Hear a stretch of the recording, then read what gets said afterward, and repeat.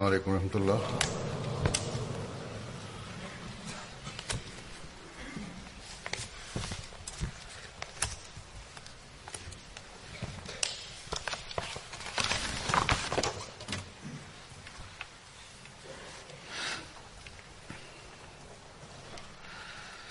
أشهد أن لا إله إلا الله وحده لا شريك له وأشهد أن محمدا عبده ورسوله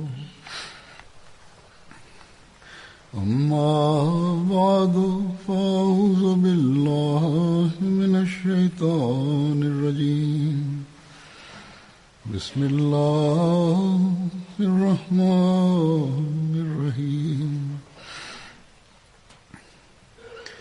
الحمد لله رب العالمين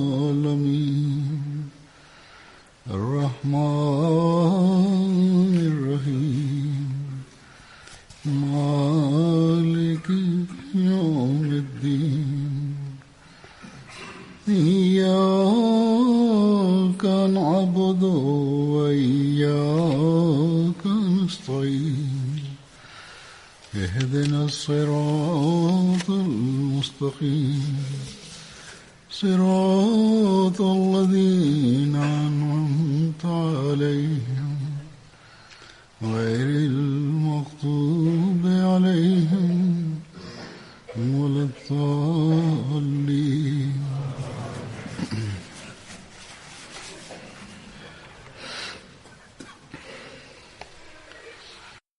ஒரு மோமின் தான் இறைவன் மீது ஈமான் கொண்டுள்ளேன் என்று வாதிக்கின்றவர் அல்லாஹ் நம்மை தன்னை வணங்குவதற்காக படைத்துள்ளான் என்ற கட்டளையை கவனத்தில் கொள்ள வேண்டும்.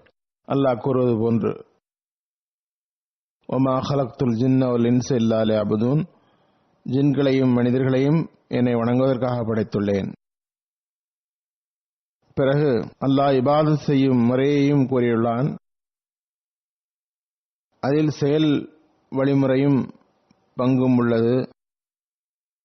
அதன் வெளிப்படையான அசைவுகளும் அமைதியும் அதில் இருக்கின்றன. துஆவுக்கான வார்த்தைகளும் உள்ளன. அதனை ஸிக்ர் என்றும் கூறலாம். தொழுகையில் இந்த இரண்டு விஷயங்களும் உள்ளன. அதாவது வெளிப்படையான அசைவுகளும் ஸிக்ர்களும் அல்லது துஆக்களும் உள்ளன. ஆனால் தொழுகையை தவிரவும் ஸிக்ர்களும் துஆக்களும் உள்ளன. அதனை செய்வது நம்பிக்கையாளரின் பணியாகும். திருக்குர்ஆனில் பல்வேறு நபிமார்களை சான்று காட்டி நிறைய துஆக்களை அல்லாஹ் கூறியுள்ளான். அவற்றை நாம் தொழுகையிலும் ஓதலாம், நடந்து செல்லும் போதும் ஸிக்ராக ஓதலாம். மக்கள் தமது கடிதங்களில் எழுதுகிறார்கள், எங்களுக்கு இன்னின்ன கஷ்டங்கள் உள்ளன, இன்னின்ன பிரச்சனைகள் உள்ளன, நாங்கள் ஓதுவதற்காக ஏதாவது துஆவை கற்றுத்தாருங்கள், அதன் மூலம் எங்கள் கஷ்டங்களும் பிரச்சனைகளும் அகல வேண்டும் என்கின்றனர். அவ்வாறு கேட்பவர்களுக்கு பொதுவாக நான் எழுதுவது, நீங்கள் தொழுகையில் கவனம் செலுத்துங்கள், சஜ்தாவில் துஆ செய்யுங்கள், தொழுகையில் துஆ கேளுங்கள், அல்லாஹ்விடம் உதவி தேடுங்கள் என்பதுதான். ஆனால் இன்று நான் கூற விரும்புவது ஹஜ்ரத் நபிகள் நாயகம் ஸல்லல்லாஹு அலைஹி வஸல்லம் அவர்களின் சுன்னத்தாகும். அல்லாஹ் தஆலாவிடம் இருந்து இறங்கிய துஆவாகும். அதன் பொருள்களை உணர்ந்து துஆ செய்வதனால் மனிதன் அல்லாஹ்வின் தௌஹீத் குறித்த புரிதலையும் பெறுகின்றான். அதே வேளையில் அல்லாஹ் தஆலாவுடைய அடைக்கலத்திலும் வருகின்றான். எல்லா வகை விஷமங்களில் இருந்தும் தப்புகின்றான்.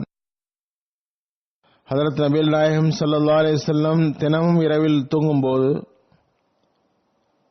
இந்த துஆவுடைய வசனங்களை ஓதியது மட்டுமின்றி சஹாபாக்களுக்கும் ஓதி வருமாறு அறிவுறுத்தினார்கள். பல்வேறு இடங்களில் இந்த வசனங்களை துஆக்களின் பலன்களை கூறியுள்ளார்கள்.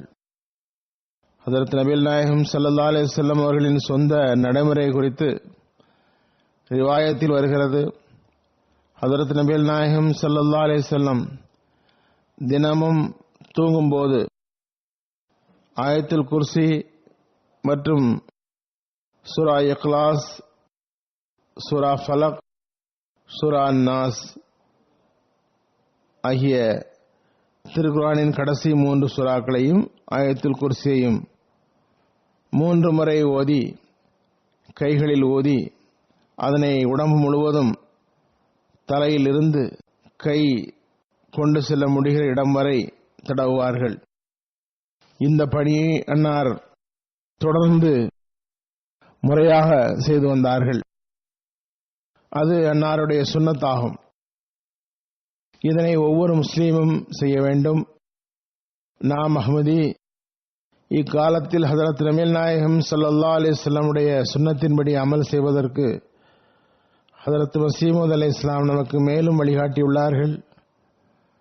நாம் அதன்படி அமல் செய்வதற்கு சிறப்பாக முயற்சி செய்ய வேண்டும். குறிப்பாக நாம் கடந்து கொண்டிருக்கின்ற இக்காலத்தில் துஆக்கள், தொழுகைகளில், குறிப்பாக நமது சொந்த ஆன்மீக உலகியல் நலங்களின் பக்கம் கவனம் செலுத்துவதுடன் ஜமாத் எதிர்கொள்கின்ற குழப்பங்கள் மற்றும் பொறாமைகள், ஜமாத்தின் எதிரிகளின் விஷமங்களில் இருந்து தப்புவதற்கும் மிகவும் முக்கியமான கடமையாக கருதி இதன் பக்கம் கவனம் செலுத்த வேண்டும். இந்த ஆயத்துகள் மற்றும் ஜிக்ரின் முக்கியத்துவம் இன்னும் சில ஹதீஸ்களிலும் காண முடிகிறது. அதனை எடுத்து வைக்கின்றேன். ஆயத்துல் குர்சி சம்பந்தமாக நான் 2 வாரம் முன்பு கூறிவிட்டேன். இன்று திருக்குர்ஆனின் கடைசி 3 சூறாக்கள் குறித்து ஹதீஸ்களின் ஆதாரத்துடன் எடுத்து வைப்பேன். எவ்வாறு மீண்டும் மீண்டும் பல்வேறு கோணத்தில் ஹஜ்ரத் நபி கரீம் ஸல்லல்லாஹு அலைஹி வஸல்லம் தமது சஹாபாக்களை இந்த சூறாக்களை ஓதுமாறு கவனமூட்டியுள்ளார்கள்.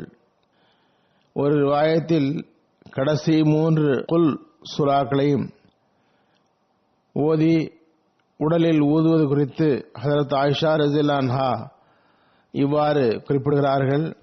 ஒவ்வொரு இரவும் ஹஜ்ரத் நபிகள் நாயகம் ஸல்லல்லாஹு அலைஹி வஸல்லம் படுக்கையில் படுக்கும்போது தமது கைகளை சேர்த்து குல் ஹுவல்லாஹு அஹது, குல் அஊது பிரப்பில் ஃபலக், குல் அஊது பிரப்பின் நாஸ் 3 சூறாக்களையும் எவ்வளவு ஓத முடியுமோ ஓதி, 2 கைகளிலும் ஓதி உடம்பின் மீது தடவுவார்கள். அவ்வாறு 2 கைகளையும் தலையிலிருந்து முகத்திலிருந்தும் ஆரம்பித்து உடலில் கை செல்ல முடிந்த இடம் வரை 3 முறை தடவுவார்கள்.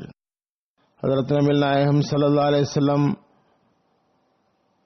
இதனை எவ்வளவு முறையாக செய்து வந்தார்கள் என்றால், ஹஜ்ரத் ஆயிஷா ரலியல்லாஹு அன்ஹா அவர்கள் ஹஜ்ரத் நபிகள் நாயகம் ஸல்லல்லாஹு அலைஹி வஸல்லம் அவர்களுக்கு கடைசி நோயின் போது தாமே அந்த துஆக்களை ஓதி ஹஜ்ரத் நபிகள் நாயகம் ஸல்லல்லாஹு அலைஹி வஸல்லமுடைய கைகளில் ஊதி அன்னாரின் கைகளை கொண்டே அன்னாருடைய உடம்பில் தடவினார்கள். ஹஜ்ரத் ஆயிஷா ரலியல்லாஹு அன்ஹாவுடைய ரிவாயத், ஹஜ்ரத் நபிகள் நாயகம் ஸல்லல்லாஹு அலைஹி வஸல்லம் நோயுற்றிருந்தால் பாதுகாப்பு தேடும் சூறாக்களை ஓதி ஊதுவார்கள். அன்னாரது நோய் கடுமையான போது நான் அந்த சூறாக்களை ஓதி அன்னாரின் கைகளில் ஊதி பர்க்கத்தை எதிர்பார்த்தவாறு அவர்களின் உடம்பின் மீது தடவினேன்.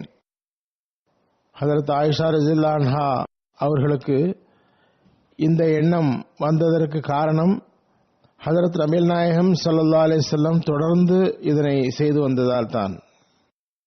அதன் பர்க்கத்தின் முக்கியத்துவம் ஹஜ்ரத் ஆயிஷா ரலியல்லாஹு அன்ஹா அவர்களுக்கு தெரிந்திருந்தது. பிறகு சஹாபாக்களுக்கு எவ்வாறு அன்னார் கவனமூட்டினார்கள் என்று பார்த்தால், ஹஜ்ரத் உக்பா பின் அமீர் அறிவிக்கின்றார்கள், நான் ஹஜ்ரத் ரசூலே கரீம் ஸல்லல்லாஹு அலைஹி வஸல்லம் அவர்களை சந்தித்தேன். அன்னார் முன் வந்து என் கையை பற்றினார்கள். உக்பா பின் ஆமிரே, உமக்கு தௌராத், இஞ்சீல், சபூர் மற்றும் குர்ஆன் போன்றவற்றில் இறக்கப்பட்டுள்ள சூறாக்களில் மிகச்சிறந்த 3 சூறாக்களை கூறட்டுமா என்று கேட்டார்கள். நான், கூறுங்கள், அல்லாஹ் என்னை உங்களிடம் அர்ப்பணிப்பானாக என்றேன். அன்னார் எனக்கு குல் ஹுல்லா அஹது, குல் அஊது பிரபில் ஃபலக், குல் அஊது பிரபின் நாஸ் ஓதி காண்பித்தார்கள். பிறகு கூறினார்கள், உக்பாவே, இவற்றை நீர் மறந்துவிட வேண்டாம். இவற்றை ஓதாமல் எந்த இரவும் கழிய வேண்டாம். உக்பா கூறுகின்றார், அன்னார் என்னிடம் நீர் மறக்க வேண்டாம் என்று கூறியதில் இருந்து நான் அதனை மறக்கவில்லை. எந்த இரவிலும் அவற்றை ஓதாமல் நான் உறங்கியதில்லை. அன்னார் என்னிடம் மறக்காதீர்கள், இதனை ஓதாமல் உறங்காதீர்கள் என்று கூறியதிலிருந்து தெளிவாக தெரிவதாவது, அன்னார் தாமும் முறைப்படி ஓதி வந்தார்கள். அல்லாஹ்வுடைய கட்டளைகளை, விஷயங்களை எல்லோரையும் விட அதிகமாக அன்னாரே அமல்படுத்துவோராக இருந்தார்கள். அந்நிலையில்தான் அன்னார் மற்றவர்களுக்கும் அதனை கூறுபவர்களாக இருந்தார்கள். மேலும் சூரா இக்லாஸினுடைய முக்கியத்துவம் குறித்து, அதாவது குல் ஹுவல்லாஹு அஹது என்று ஆரம்பிக்கிற சூரா பற்றி ஒரு ஹதீஸில் இவ்வாறு வருகிறது. ஹதரத் அபூ சயீத் குத்ரி ரலியல்லாஹு அன்ஹு ரிவாயத் செய்கிறார்கள், ஒரு மனிதர் ஒருவரை மீண்டும் மீண்டும் குல் ஹுவல்லாஹு அஹது ஓத கேட்டார். விடிந்ததும் அவர் ஹதரத் நபிகள் நாயகம் ஸல்லல்லாஹு அலைஹி வஸல்லம் அவர்களிடம் வந்து எல்லா விஷயத்தையும் கூறினார். அவர் அவ்வாறு ஓதிய மனிதரை சற்று குறைவாக கருதி அவரை பற்றி புகார் கூறும் விதத்தில் கூறினார். உடனே ஹஜரத் நபிகள் நாயகம் ஸல்லல்லாஹு அலைஹி வஸல்லம் கூறினார்கள், என் உயிர் எவனது கையில் உள்ளதோ அந்த இறைவன் மீது ஆணை, இது திருக்குர்ஆனில் 3 ஒரு பகுதி ஆகும். ஹதரத் அபூ சயீத் குத்ரி ரலியல்லாஹு அன்ஹு இது சம்பந்தமாக இவ்வாறு விரிவாக கூறுகின்றார்கள். ஹதரத் நபி கரீம் ஸல்லல்லாஹு அலைஹி வஸல்லம் தமது சஹாபாக்களிடம் கூறினார்கள், ஒரு இரவில் குர்ஆனில் 3 ஒரு பகுதியை ஓதுவதற்கு முடியாதவர் எவரும் உள்ளீர்களா? ஒரே இரவில் குர்ஆனில் 3 ஒரு பகுதியை ஓதுவது மிகவும் கஷ்டமாக தெரிந்தது. ஹதரத் ரசூலை கரீம் ஸல்லல்லாஹு அலைஹி வஸல்லம் கூறினார்கள், அல்லாஹ் வாஹிது சமத் சூரா இக்லாஸ் குர்ஆனில் 3 ஒரு பகுதி ஆகும். சூரா இக்லாஸை திருக்குர்ஆனில் 3 ஒரு பகுதி என்று சஹீஹ் முஸ்லிமில் அவ்வாறு வருகிறது. ஹதரத் அபூ ஹுரைரா ரலியல்லாஹு தஆலா அன்ஹு அறிவிக்கிறார்கள், ஹதரத் ரசூலுல்லாஹி ஸல்லல்லாஹு அலைஹி வஸல்லம் கூறினார்கள், நீங்கள் ஒன்று கூடுங்கள், நான் திருக்குர்ஆனின் 3 ஒரு பகுதியை உங்களிடம் படித்து காட்டுகிறேன். எல்லோரையும் ஒன்று கூட்டினார்கள். பிறகு ஹதரத் நபிகள் கரீம் ஸல்லல்லாஹு அலைஹி வஸல்லம் வெளியில் வந்தார்கள். குல் ஹுவல்லாஹு அஹதை ஓதினார்கள். பிறகு அன்னார் உள்ளே சென்றார்கள். சஹாபாக்கள் கூறினர், எங்களில் ஒருவர் கூறினார், வானத்திலிருந்து ஏதாவது வஹி வந்திருக்கும், அதனால் உள்ளே போகிறார்கள். பிறகு நபிகள் நாயகம் ஸல்லல்லாஹு அலைஹி வஸல்லம் வெளியே வந்தார்கள். கூறினார்கள், நான் உங்களிடம் திருக்குர்ஆனில் 3 ஒரு பகுதியை ஓதி காண்பிக்கிறேன் என்று கூறி, அது சூரா இக்லாஸ், இது திருக்குர்ஆனில் 3 ஒரு பகுதியாகும் என்றார்கள். ஹதரத் நபிகள் நாயகம் ஸல்லல்லாஹு அலைஹி வஸல்லம் இதனை 3 ஒரு பகுதி என்று ஏன் கூறினார்கள்? அல்லாஹ் ஏகத்துவத்தை நிரூபிப்பதற்காகவும் அதனை நிலைநாட்டவும் திருக்குர்ஆனை இறக்கினான். இந்த சூறாவில் மிகவும் தெளிவாகவும் ஒட்டுமொத்தமாகவும் தௌஹீத் கூறப்பட்டுள்ளது. அந்த வசனங்களை சிந்திப்பவருக்கு சிந்தித்து அமல் செய்வதன் மூலம் உண்மையான தௌஹீதை அமல் செய்ய முடியும். திருக்குர்ஆனை ஏக இறைவனின் வார்த்தை என்று கருதி அமல் செய்ய முயற்சி செய்யும் போது உண்மையான தௌஹீதை புரிந்தவராகவும் அதனை நிலைநாட்டியவராகவும் ஒரு மனிதர் ஆகின்றார். திருக்குர்ஆனின் போதனையை முழுமையாக அமல் செய்வதற்கும் வாய்ப்பு பெறுகின்றார். சூரா இஹ்லாஸ் ஓதிவிட்டேன், திருக்குர்ஆனின் 1/3 பகுதியை ஓதிவிட்டேன் என்று இருந்துவிடக்கூடாது. அதன் பொருளாவது, நீங்கள் அதனை ஓதுங்கள், தௌஹீதின்படி அமல் செய்யுங்கள். அதுபோன்று இன்னும் சில ரிவாயத்துகள் வருகின்றன. ஹஜ்ரத் நபிகள் நாயகம் ஸல்லல்லாஹு அலைஹி வஸல்லம் கூறினார்கள், இது 4 ஒரு பகுதியாகும், இது 4 ஒரு பகுதியாகும், இது 4 ஒரு பகுதியாகும். இந்த சில ஆயத்துகளை ஓதிவிட்டு மக்கள் குர்ஆனை ஓதிவிட்டோம் என்கின்றனர். அதே வேளையில் ஹஜ்ரத் நபிகள் நாயகம் ஸல்லல்லாஹு அலைஹி வஸல்லம் கூறியதன் பொருள் என்னவென்றால், இவை எத்தகைய வசனங்கள் என்றால், இவற்றின்படி நீங்கள் அமல் செய்யுங்கள், பிறகு திருக்குர்ஆனின் மீது கவனம் செலுத்துங்கள், தௌஹீதை நிலைநாட்ட முயற்சி செய்யுங்கள். அப்போதுதான் நீங்கள் தௌஹீதை நிலைநாட்டியவர்களாவீர்கள். திருக்குர்ஆனின் போதனை என்ன? திருக்குர்ஆனின் போதனை தௌஹீதை நிலைநாட்டுவதற்கே ஆகும். அதற்காக ஒவ்வொருவரும் முயற்சிக்க வேண்டும், துஆவும் செய்ய வேண்டும். பிறகு ஹஜ்ரத் ஆயிஷா ரலியல்லாஹு அன்ஹா மூலமாக ஒரு அறிவிப்பு, ஹஜ்ரத் ரசூலே கரீம் ஸல்லல்லாஹு அலைஹி வஸல்லம் ஒரு மனிதரை ஒரு யுத்த குழுவுக்கு அமீராக்கினார்கள். அவர் தமது கூட்டாளிகளுக்கு தொழுகை நடத்தினார். அவர் ஒவ்வொரு கிராத்தையும் குல் ஹுவல்லாஹு அஹத் சூராவை ஓதி முடித்தார். சஹாபா திரும்பி வந்த பிறகு அம்மக்கள் ஹஜ்ரத் நபிகள் நாயகம் ஸல்லல்லாஹு அலைஹி வஸல்லம் அவர்களிடம் கூறினார்கள், அன்னார் அவர் ஏன் அவ்வாறு செய்தார் என்று கேளுங்கள் என்றார்கள். சஹாபா கேட்டபோது அவர் கூறினார், அதில் ரஹ்மானிய இறைவனின் பண்புகள் கூறப்பட்டுள்ளன, இதனால் நான் அதனை ஓத விரும்பினேன் என்றார். உடனே ஹஜ்ரத் நபிகள் நாயகம் ஸல்லல்லாஹு அலைஹி வஸல்லம் கூறினார்கள், அவரிடம் தெரிவியுங்கள், அல்லாஹும் அவர் மீது அன்பு வைக்கின்றான். பிறகு புகாரில் ஹஜ்ரத் அனஸ் ரலியல்லாஹு அன்ஹுடைய ஒரு ரிவாயத், ஒரு அன்சாரி சஹாபி குபா மஸ்ஜிதில் தொழுகை நடத்தினார். எப்போது தொழுகை நடத்தினாலும் அவர் சூரா இஹ்லாஸை ஓதினார். அதனை ஓதிவிட்டு வேறு சூறாவும் ஓதுவார்.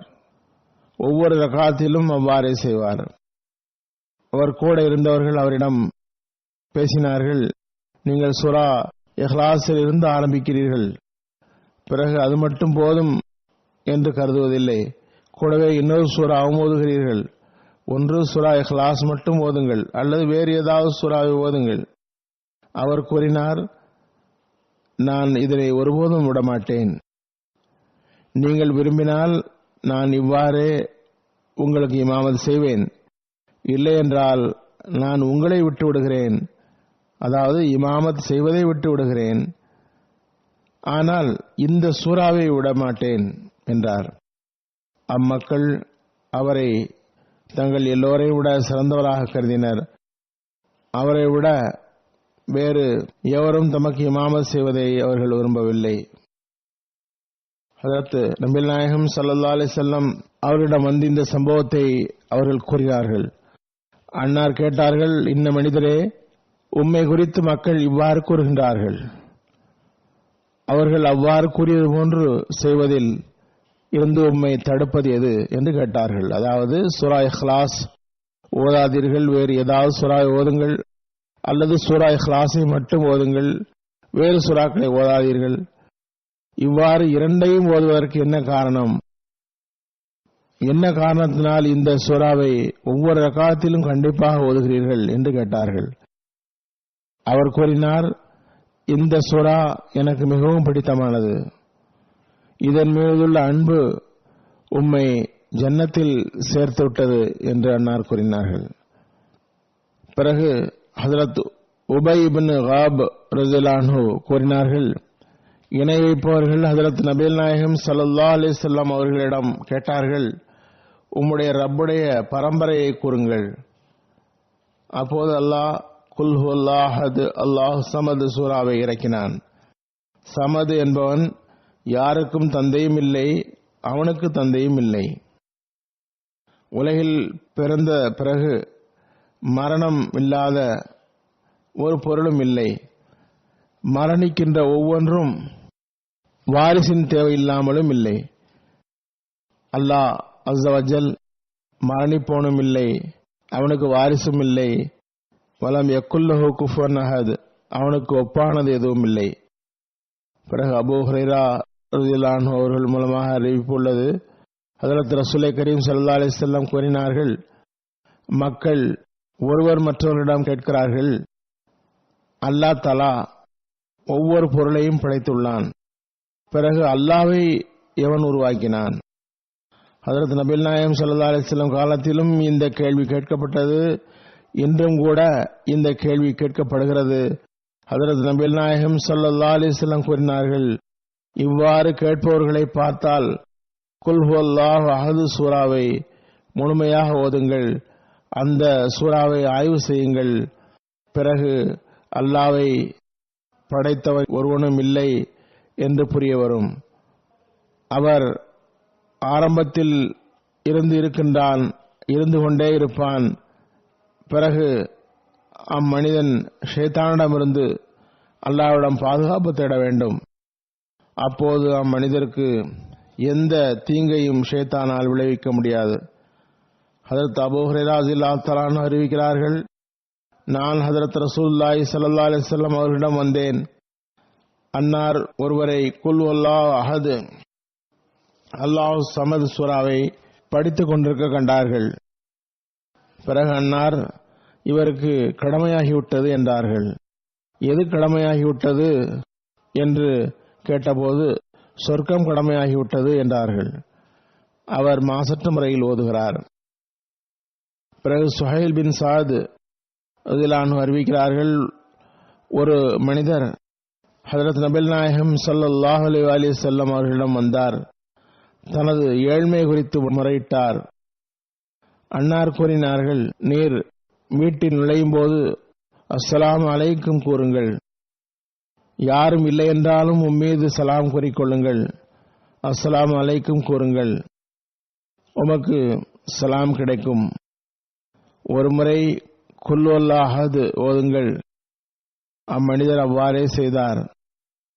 அவருக்கு அல்லாஹ் எவ்வளவு ரிஸ்கை வழங்கினான் என்றால், அதிலிருந்து அக்கம் பக்கத்தவர்களும் கூட பங்கு பெற்றனர். அதாவது அல்லாஹ் பர்க்கத்தான ரிஸ்கை அவருக்கு வழங்கினான்.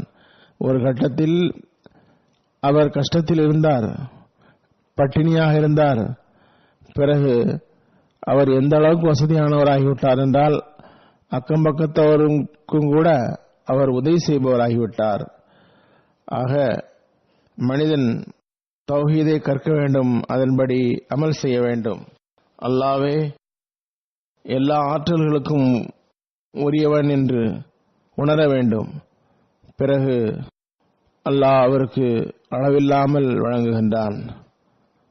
அல்லாஹ் இன்னொரு இடத்தில் கூறுகின்றான், இறை எச்சம் உள்ள ஒருவருக்கு அல்லாஹ் அவர் நினைத்து பார்க்காத இடத்திலிருந்து உணவளிக்கின்றான். ஹஜ்ரத் அனஸ் பின் மாலிக் ரலியல்லாஹு அன்ஹு அவர்களிடமிருந்து அறிவிக்கப்பட்டுள்ளது, ஹஜ்ரத் ரசூலுல்லாஹி ஸல்லல்லாஹு அலைஹி வஸல்லமிடம் ஒரு மனிதர் வந்தார். கூறுகின்றார், எனக்கு குல் ஹுவல்லாஹு அஹத் சூரா மிகவும் பிடித்தமானது. ஹஜ்ரத் நபிகள் நாயகம் ஸல்லல்லாஹு அலைஹி வஸல்லம் கூறினார்கள், இந்த சூராவின் மீது உமக்கு இருக்கும் அன்பு உம்மை சொர்க்கத்தில் கொண்டு சேர்க்கும். பிறகு ஹஜ்ரத் ஜாபிர் ரலியல்லாஹு அன்ஹு அறிவிப்பு, ஹஜ்ரத் நபிகள் நாயகம் ஸல்லல்லாஹு அலைஹி வஸல்லம் கூறினார்கள், ஒரு மனிதர் தினமும் 50 முறை குல் ஹுவல்லாஹு அஹத் ஓதினால் கியாமத் நாளில் அவரது கபரில் இருந்து அவர் எழுப்பப்படும் போது எழுந்து சொர்க்கத்தில் நுழை என்று கூறப்படும். இப்னு தைலமி அறிவிப்பு, நஜ்ஜாசியுடைய சகோதரியின் மகனாக இருந்தார். ஹஜ்ரத் நபிகள் நாயகம் ஸல்லல்லாஹு அலைஹி வஸல்லம் சமூகத்தில் பணியும் செய்து வந்தார். ஹஜ்ரத் நபிகள் நாயகம் ஸல்லல்லாஹு அலைஹி வஸல்லம் கூறினார்கள், ஒரு மனிதர் தொழுகையில் அல்லது அதற்கு பிறகு 100 முறை குல் ஹுவல்லாஹு அஹத் ஓதினால் அவரை அல்லாஹ் நரக நெருப்பிலிருந்து விடுதலை செய்வதை கடமையாக்கிக் கொள்வான். அதுவே சூரா இஹ்லாஸின் முக்கியத்துவமாகும். இதனை இரவில் அல்லாஹ்வின் ஏகத்துவத்தை மனதில் கொண்டு ஓதி வர வேண்டும். அல்லாஹ்வை ஒருவன் என்று கூறினால் அத்துடன் அவனது சமது தேவையற்றவன் என்ற அவனது அந்தஸ்தும் கூட நம் முன் வர வேண்டும். சமது என்பது எவரிடமும் எந்த தேவையும் அற்றதாகும். அது எப்போதும் முடிவடையாதது, அது ஒருபோதும் அழியாதது. ஹதரத் மஸீஹ் மவ்ஊத் அலைஹிஸ்ஸலாம் இதனை இவ்வாறு கூறுகின்றார்கள்: சமது என்பது அவனை தவிர அனைத்தும் பிறக்கக்கூடியது, பிறந்தது, அவற்றுக்கு அழிவு உண்டு. அல்லாஹ்வுடைய இருப்போ சமது. சமது என்றால் மக்கள் தன்னிறைவு பெற்றவன் என்று கருதுகின்றனர். தன்னிறைவு பெற்றவன் என்றால் அவன் அழியக்கூடியவன் அல்ல, அவனை போன்ற ஒரு பொருள் உருவாகவும் முடியாது. இதுவே நமது இறைவன். அவன் ஆதி தொட்டே இருந்து வருகின்றான், இனியும் இருப்பான். அல்லாஹ் தனது சுயம் மற்றும் கம்பீரமான பண்புகளின் ஏகனாவான். அவனுக்கு இணையில்லை. மற்ற அனைத்தும் அவனது தேவையுடையவை. ஒவ்வொரு அணுவும் அவனிடமிருந்து வாழ்வை பெறுகின்றது. அவனே ஒவ்வொரு பொருளின் ஆதாரமாவான். அதாவது அவனே உலகில் பயன்படுபவன். அவனிடமிருந்தே எல்லா பொருள்களின் ஆதார சுனையும் உள்ளது. அவன் யாரிடமிருந்தும் அருள் பெறுபவன் அல்ல. அவனுக்கு அருள் செய்பவன் எவனும் இல்லை. அவனே உலகிற்கு அருள் செய்கின்றான். அவன் யாரது மகனும் இல்லை, அவனுக்கு மகனும் இல்லை. அவனை போன்று எதுவும் இல்லை. திருக்குர்ஆன் மீண்டும் மீண்டும் இறைவனது முழுமையை எடுத்துரைத்து அவனது மகத்துவத்தை சுட்டிக்காட்டி கவனமூட்டியுள்ளது. பாருங்கள், அந்த இறைவனே உள்ளங்களில் அச்சத்தை ஏற்படுத்தத்தக்கவன். மரணித்தவனோ பலகீனமானவனோ குறைந்த கருணை உள்ளவனோ மேலும் குறைந்த வல்லமை உள்ளவனோ அப்படிப்பட்டவனாக அவன் இருக்க முடியாது.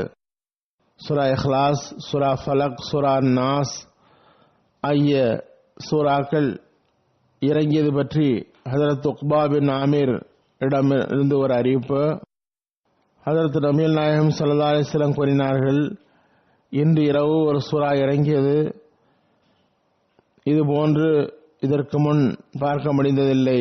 அது குல் ஹுவல்லாஹு அஹத், குல் அஊது பிரப்பில் ஃபலக், குல் அஊது பிரப்பின் நாஸ். பிறகு ஹதீஸில் 3 குல்களை பற்றி, அதை ஓதுவதை பற்றி ரிவாயத்தில் வருகிறது. ஹதரத் உக்பா பின் ஆமீர் ஜுஹன்னி அறிவிக்கின்றார்கள்: நான் ஒரு முறை யுத்த பயணத்தில் ஹதரத் நபிகள் நாயகம் ஸல்லல்லாஹு அலைஹி வஸல்லம் சவாரியின் கயிற்றை பிடித்துக் கொண்டு போய்க் கொண்டிருந்தேன். அன்னார் கூறினார்கள்: உக்பாவே ஓதுக. நான் அவர்கள் கூறுவதை கேட்டு ஓதுவதற்காக காதை அவர்கள் பக்கம் திருப்பினேன். சிறிது நேரம் கழித்து அன்னார் மீண்டும் உக்பா ஓதுக என்றார்கள். பிறகு நான் என்ன ஓத வேண்டும் என்று அவர்கள் பக்கம் திரும்பினேன். அன்னார் மீண்டும் 3வது முறையாக உக்பாவே ஓதுக என்றார்கள். நான் என்ன ஓத வேண்டும் என்று கேட்டேன். அன்னார் கூறினார்கள்: சூரா குல் ஹுவல்லாஹு அஹத் கடைசி வரை ஓதினார்கள். பிறகு சூரா குல் அஊது பிரப்பில் ஃபலக் கடைசி வரை ஓதினார்கள். நானும் அவர்களுடன் ஓதினேன். பிறகு அன்னார் சூரா குல் அஊது பிரப்பின் நாஸ் கடைசி வரை ஓதினார்கள். நானும் அவர்களுடன் ஓதினேன். பிறகு கூறினார்கள்: எந்த மனிதர் இந்த சூறாக்களின் வார்த்தைகளை கொண்டு துஆ செய்வாரோ அவர் இறைவனது பாதுகாப்பில் வருகிறார், ஒருபோதும் வீணாவதில்லை, எல்லா தீமைகளிலிருந்தும் தப்புகிறார். அல்லாஹ்விடம் இதனை விட சிறந்த முறையில் நாம் அடைக்கலத்தை பெற முடியாது.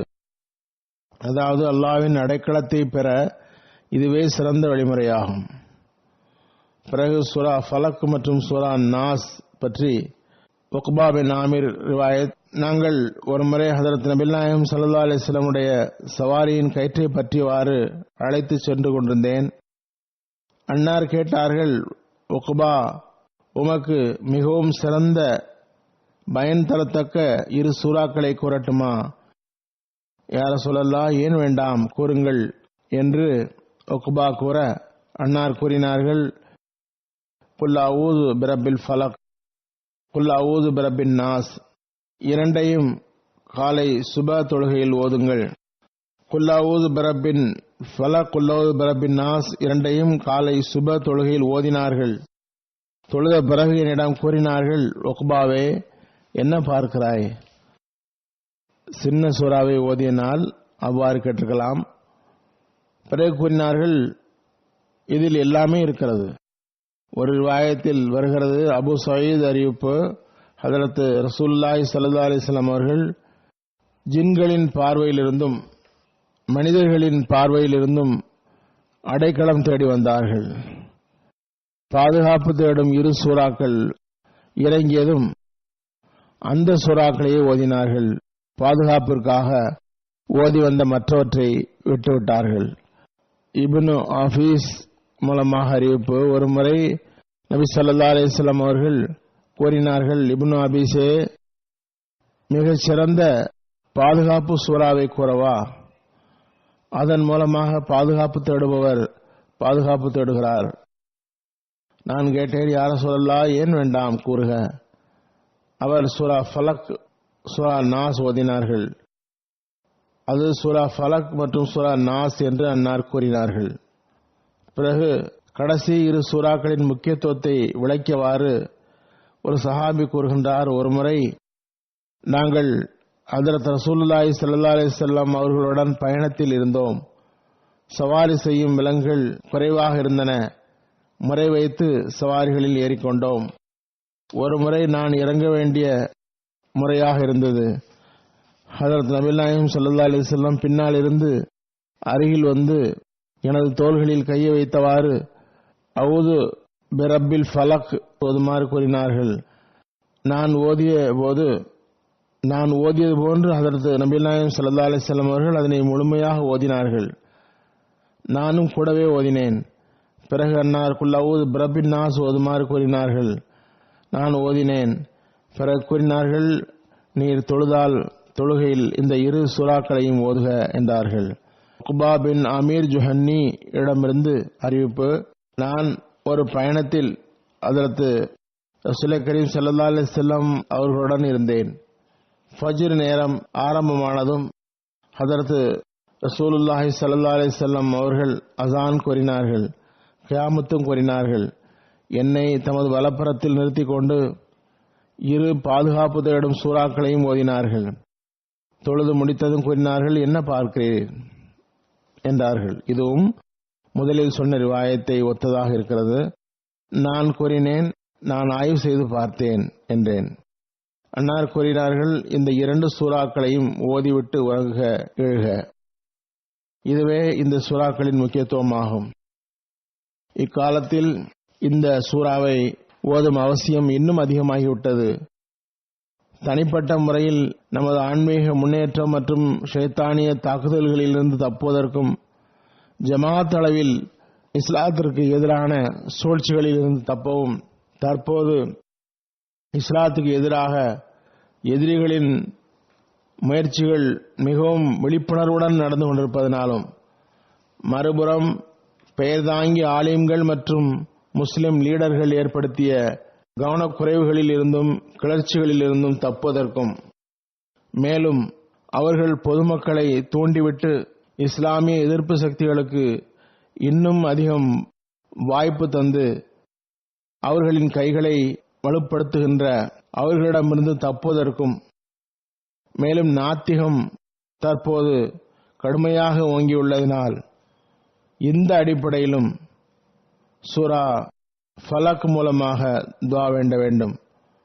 ஹதரத் மஸீஹ் மவ்ஊத் அலைஹிஸ்ஸலாம் ஒரு இடத்தில் கூறினார்கள், நீங்கள் மஸீஹ் மவ்ஊதுடைய எதிரிகளால் இலக்காக்கப்பட்டால் இவ்வாறு துஆ செய்யுங்கள், உட்புறமாகவும் வெளிப்புறமாகவும் எதிரியான படைப்பினங்களின் தீங்கிலிருந்தும் இறைவனின் பாதுகாப்பை வேண்டுகின்றேன். காலை பொழுதின் இறைவனிடம் நான் பாதுகாப்பை வேண்டுகின்றேன்.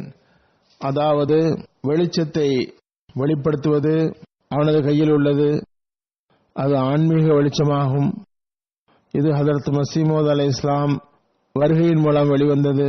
நான் இருள் நிறைந்த இரவின் தீங்கிலிருந்து ஹதரத் மஸீஹ் மவ்ஊத் அலைஹிஸ்ஸலாமை மறுப்பதன் குழப்பத்தின் இரவில் இருந்து இறைவனிடம் பாதுகாப்பு தேடுகின்றேன். ஒருபுறம் இஸ்லாத்தின் எதிரிகள் அவர்கள் இஸ்லாமிய போதனையை ஆட்சேபனை செய்கின்றார்கள். மறுபுறம் இஸ்லாமிய ஆலிம்கள் இவர்கள் தமது தவறுகளை விட விரும்புவதில்லை. மஸீஹ் மவ்ஊதுக்கு எதிராக மக்களை தூண்டிவிடுவதில் மும்முரமாக இருக்கின்றார்கள். இதில் பாகிஸ்தானிய ஆலிம்கள் முதலில் இருக்கிறார்கள். இந்நிலையில் பாகிஸ்தானுடைய அகமதிகள் குறிப்பாக இந்த சுன்னத்தை தொடர்வது அவசியமாகும். ஹதரத் மஸீஹ் மவ்ஊத் அலைஹிஸ்ஸலாம் கூறுகின்றார்கள், சூரா ஃபலக்கில் ஷர்ரில் காசிக்கின் இதா வகப் என்று வருகிறது. இது இருள் நிறைந்த இரவின் குழப்பத்தில் இருந்து தப்புவதற்காக வேண்டப்பட்டுள்ளது. காசிக் என்பது இரவுக்கு கூறப்படும், வகப் என்பது இருள் சூழ்வதற்கு கூறப்படும். அதாவது இருள் எல்லாவற்றையும் மூடிவிடுவது. இந்த இருள் நிறைந்த குழப்பம், அதாவது ஹதரத் மஸீஹ் மவ்ஊத் அலைஹிஸ்ஸலாமை மறுக்கும் குழப்பத்தை தொடர்ந்து மக்கள் செய்து வருகிறார்கள். இவற்றிலிருந்து பாதுகாப்பு வேண்டப்பட்டுள்ளது. முஸ்லிம்களின் நிலைமை பரிதாபம். அவர்களுக்கு அல்லாஹ் ஒரு துஆவை கற்றுத் தந்துள்ளான்.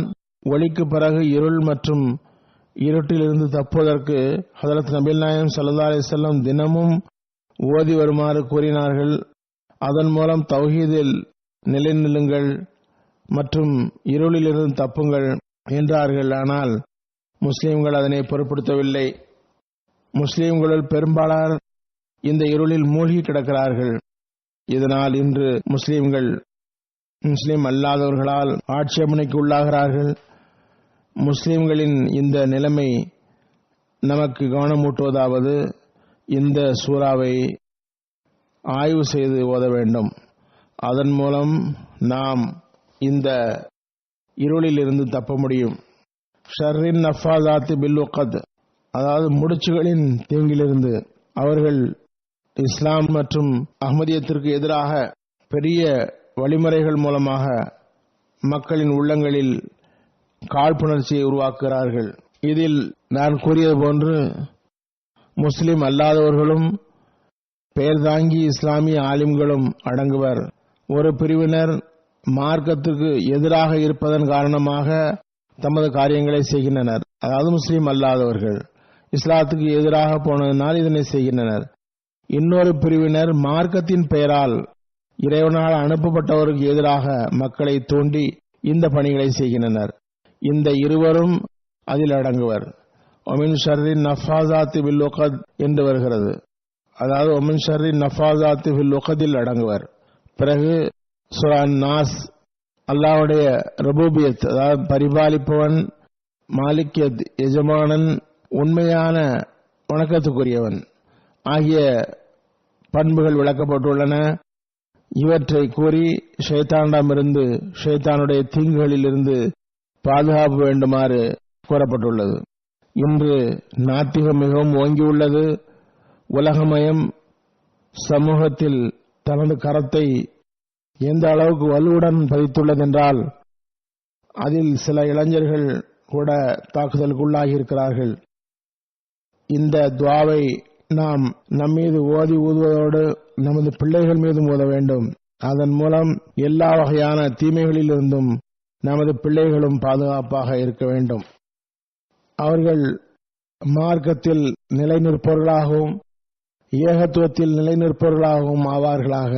நம்மில் ஒவ்வொருவரும் இந்த சூறாக்களில் கூறப்பட்ட கருத்தை உணர்ந்து ஹதரத் நபிகள் நாயகம் ஸல்லல்லாஹு அலைஹி வஸல்லம் உடைய சுன்னத்தின்படி அமல் செய்பவர்கள் ஆவோமாக. இறைவனது ஏகத்துவத்தின் கருத்து நம்மீது தெளிவாகட்டுமாக. அவனை தவிர வேறு எவருக்கு முன்னாலும் நாம் குனியாதவர்களாக இருப்போமாக. அவனையே எல்லா சக்திகளின் தலையூற்றாக கருதுவோமாக. உள்ளத்தால் மட்டுமின்றி நமது செயல்களாலும் அதனை நிரூபிப்போமாக. அல்லாஹ்வே எல்லா ஆற்றல்களின் தலையூற்று என்றும், ஒவ்வொரு ஒளியின் மூலாதாரம் என்றும், ஒவ்வொரு அருளையும் வழங்குபவன் என்றும் நிரூபிப்போமாக. படைப்பினங்களின் தீங்கிலிருந்து தப்புவதற்கு அல்லாஹ்வின் முன் குனிக. படைக்கப்பட்ட பொருள்களின் மீது நம்பிக்கை வைக்க வேண்டாம். அதற்கு மஸீஹ் மவ்ஊத் அலைஹிஸ்ஸலாமை ஏற்றுக்கொண்டு எந்த ஒளியை பெற்றுள்ளோமோ, எது ஹஜ்ரத் ரசூலுல்லாஹி ஸல்லல்லாஹு அலைஹி வஸல்லம் அவருடைய உண்மையான ஒளியின் பிரதிபிம்பமோ, அதில் நம்மை அல்லாஹ் என்றும் நிலைத்து நிற்க வைப்பானாக. நாம் எப்போதும் இருளில் இருந்து தடுமாறுபவர்களாக ஆகாமல் இருப்போமாக. அல்லாஹ்விடமிருந்து ஹிலாஃபத்துடைய வெகுமதி நமக்கு கிடைத்துள்ளது. அத்துடன் எப்போதும் தொடர்புடன் இருப்போமாக. ஒவ்வொரு சேதம் ஏற்படுத்தும் தீமையிலிருந்தும் நம்மை தனது பாதுகாப்பில் வைப்பானாக. அது மார்க்க ரீதியான தீங்காக இருந்தாலும் சரி, உலகில் ரீதியான தீங்காக இருந்தாலும் சரி, ஒவ்வொரு பொறாமைக்காரரின் பொறாமையின் தீங்கிலிருந்தும் அல்லாஹ் நம்மை பாதுகாப்பானாக. இறைவனையே நாம் நமது ரப், அதாவது நமது பரிபாலிப்பவனாக கருதி அவனது அடைக்கலத்தில் இருப்போமாக. எல்லா மன்னர்களுக்கும் மன்னராக இறைவனையே கருதுவோமாக. அவனது அரசாட்சியின் மீது முழுமையான நிச்சய உறுதி கொள்வோமாக. இந்த உண்மையான வணக்கத்துக்குரியவனின் வணங்கும் உரிமையை நிறைவேற்றியவாறு எப்போதும் அவனது அடைக்கலத்தை பெற முயற்சிப்போமாக. குழப்பம் ஏற்படுத்துபவர்களின் தீங்கிலிருந்தும் பாதுகாக்கப்படுவோமாக. இதிலிருந்து அல்லாஹ்வின் பாதுகாப்பில் வருவோமாக. உங்கள் உள்ளங்களை எல்லா குழப்பங்களிலிருந்தும் தூய்மையாக்க முயற்சி செய்யுங்கள். அதற்காக இறைவனது அடைக்கலத்தை தேடுங்கள். அல்லாஹ் அதற்கு வாய்ப்பு தருவானாக. முறைப்படி தூங்குவதற்கு முன் ஹஜ்ரத் நபிகள் நாயகம் ஸல்லல்லாஹு அலைஹி வஸல்லம் கட்டளைக்கு ஏற்ப இந்த ஆயத்துக்களை ஓதி தம்மீது ஊதிக்கொள்வோமாக. அல்லாஹ் அதற்கு வாய்ப்பு தருவானாக.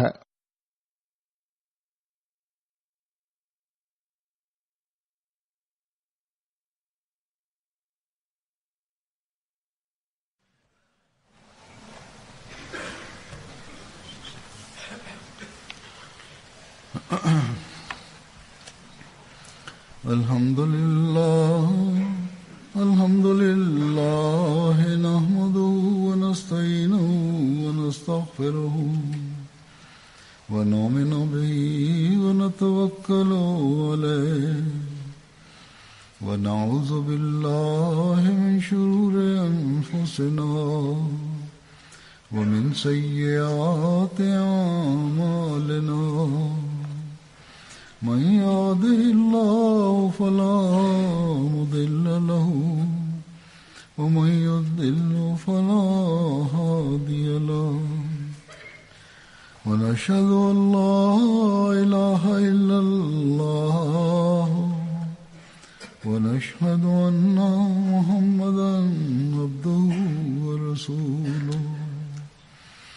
عباد الله رحمكم الله إن الله يأمر بالعدل والإحسان وإيتاء ذي القربى